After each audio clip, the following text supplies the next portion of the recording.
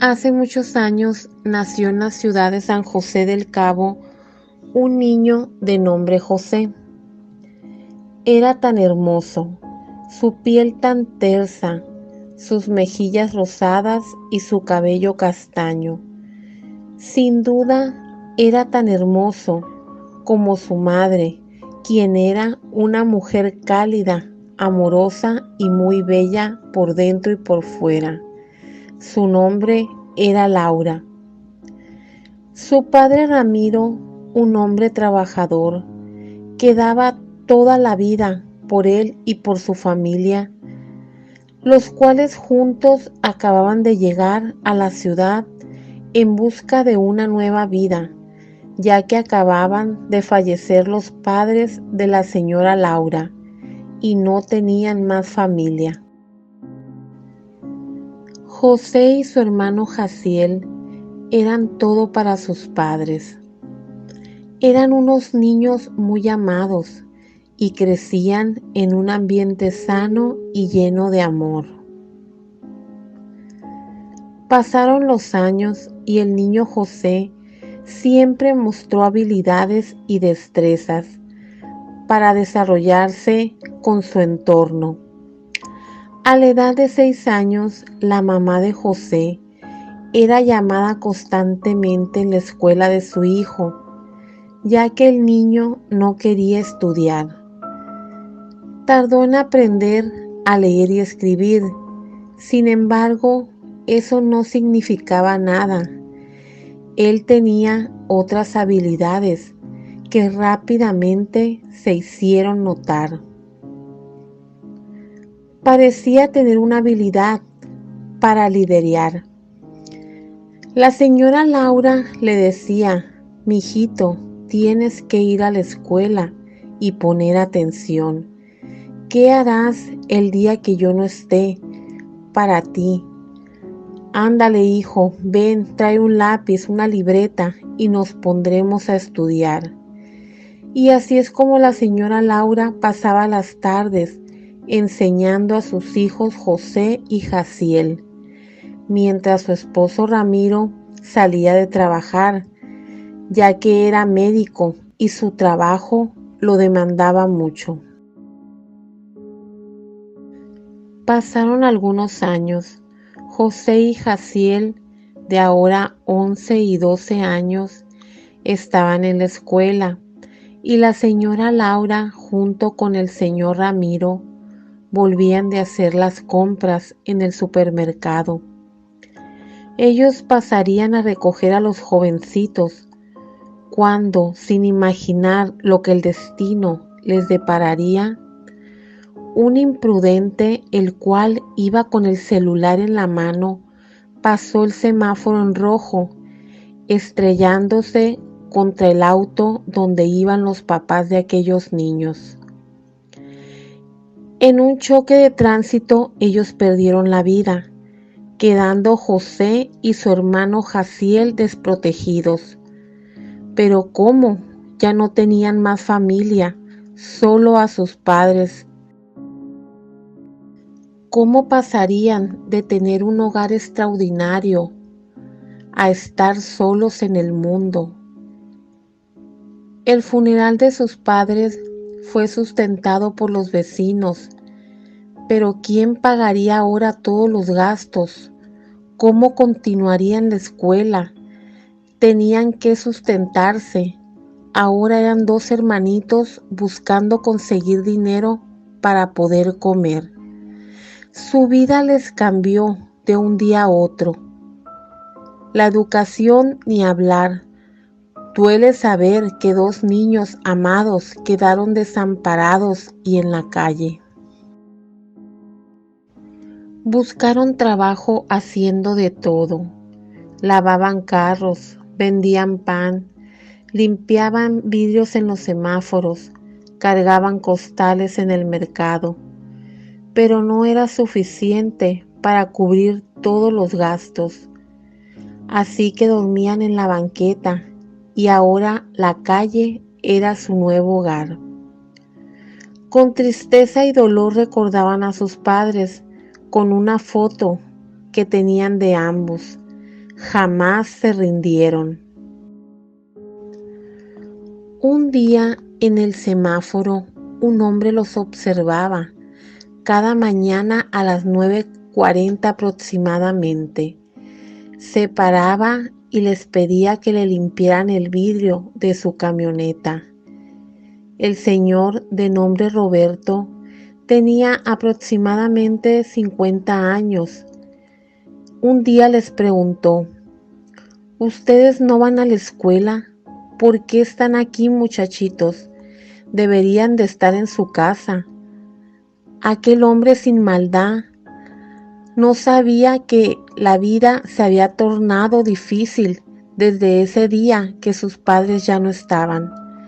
Ellos simplemente agacharon la mirada, no tenían a nadie más en el mundo, más que a sí mismos. Lo que no sabían es que aquel hombre había perdido también a su familia y guardaba un dolor muy grande. Y al ver a esos dos jovencitos, el alma le volvió al cuerpo. Parecía que la vida le había encomendado una misión, y era cambiarle la vida a esos dos ángeles que habían aparecido en su vida. Y los ayudaría ahora que ya bastante habían sufrido porque le habían arrebatado a sus padres. El hombre les ofreció techo, comida y un lugar donde vivir en su rancho. Cuando los jóvenes llegaron al rancho, les parecía un sueño, todo lleno de árboles, palmeras y arbustos. Había unos caballos, los cuales eran alimentados por unas personas. Al entrar había un gran arco color gris, el cual se adornaba con pequeñas flores rosadas. En el medio había una gran fuente, y al acercarse se podía oír el bello sonido del agua, y al caer, así continuaba su ciclo una y otra vez.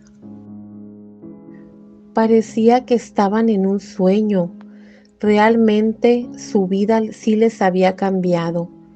Se ganaron el cariño de doña Chuyita, quien era la cocinera del rancho.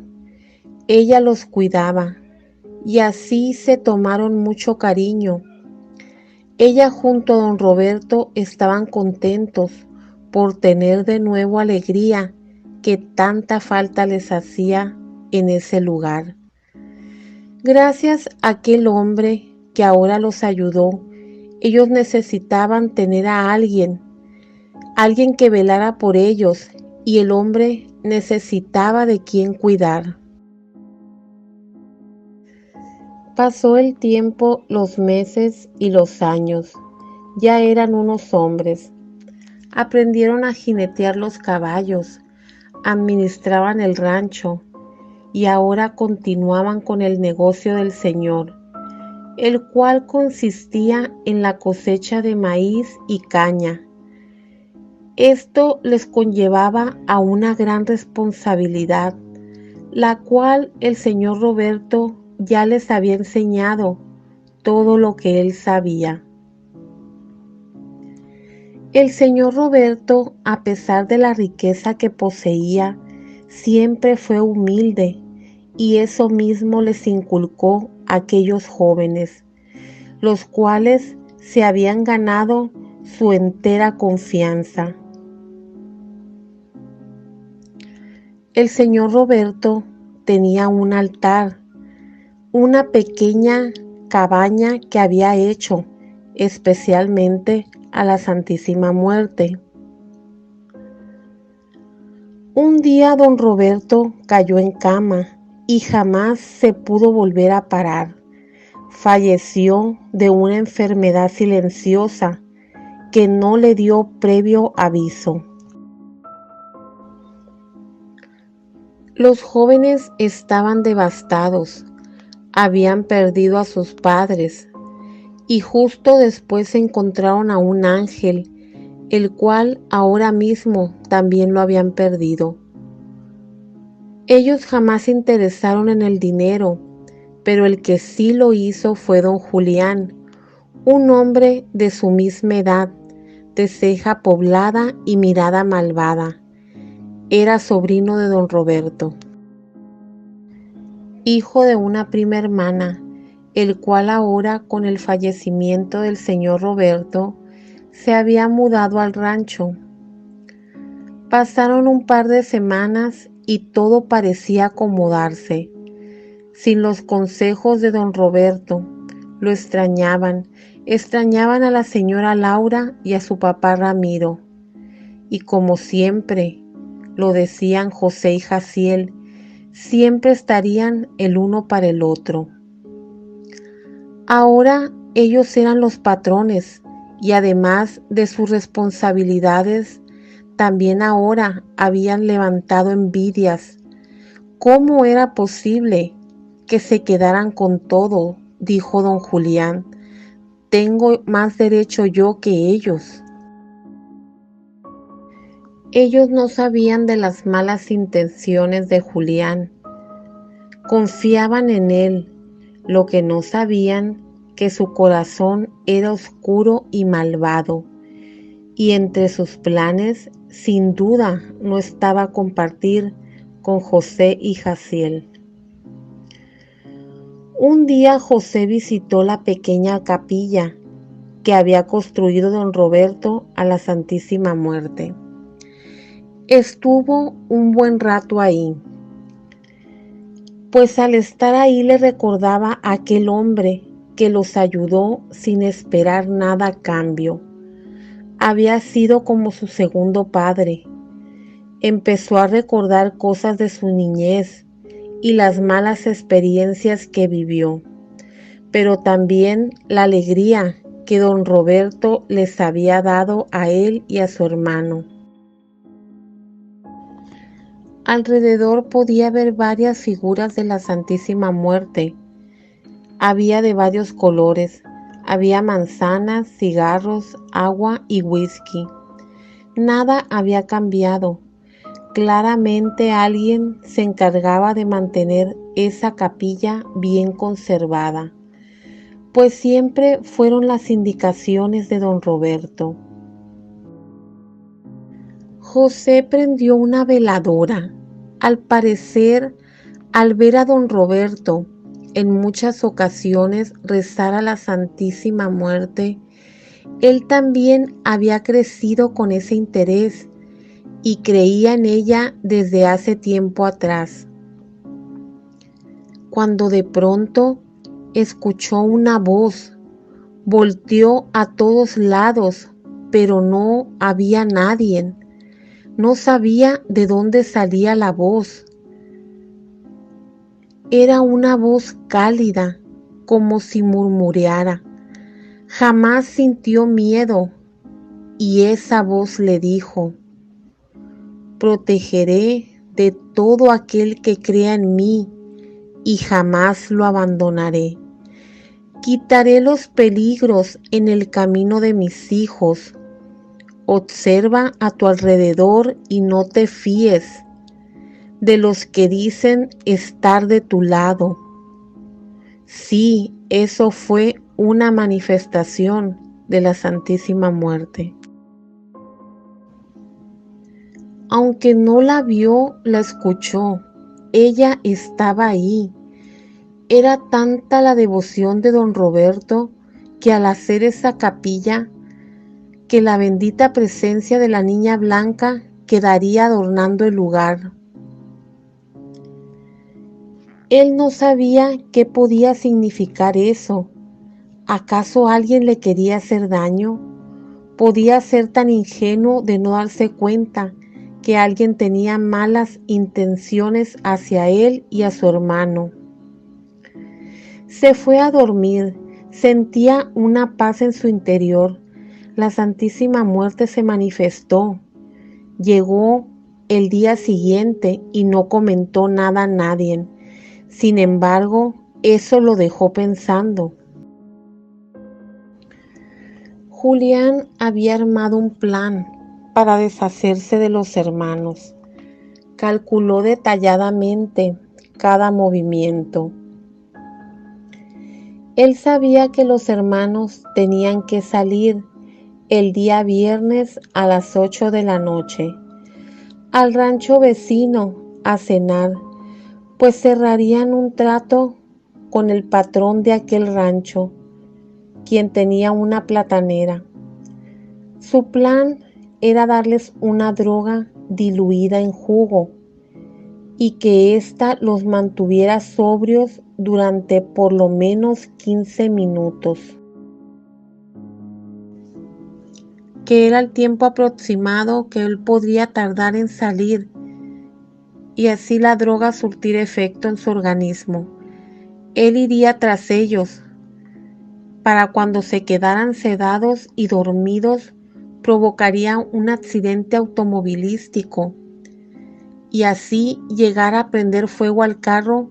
Total, nadie lo vería ni escucharía, pues alrededor solo había un camino baldío y solitario. Su muerte parecería accidental y con esto él quedarse con todo.